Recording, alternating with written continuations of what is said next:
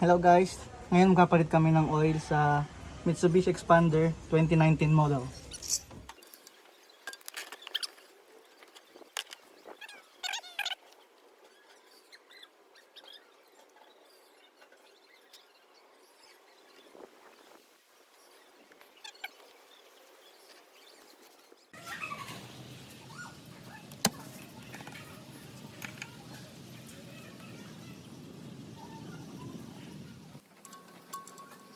Always hand tighten first.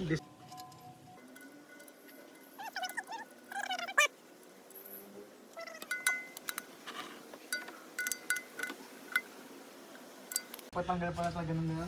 Paano pag wala kang ganyan? Mahirap. Pwede, sirain mo siya. Screwdriver, bubutasin mo. Pero,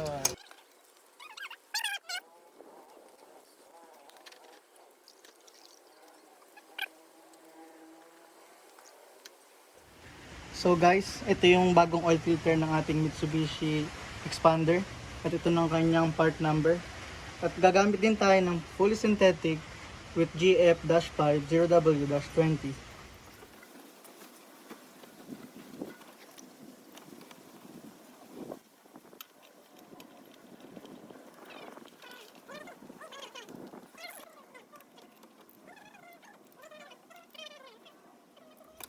Why we should use a fully synthetic oil? We always use fully synthetic oil in our vehicles because it has extra detergents for cleaning the inside of our engines, and it gives you a lot of extra life between your oil changes.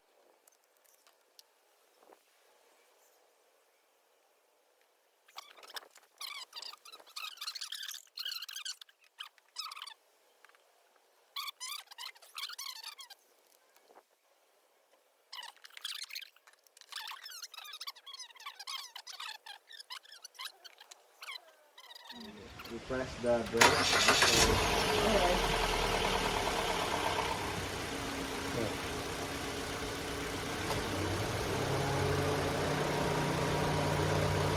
Good, still running. Yeah. Boom! Still running. Fire! Fire!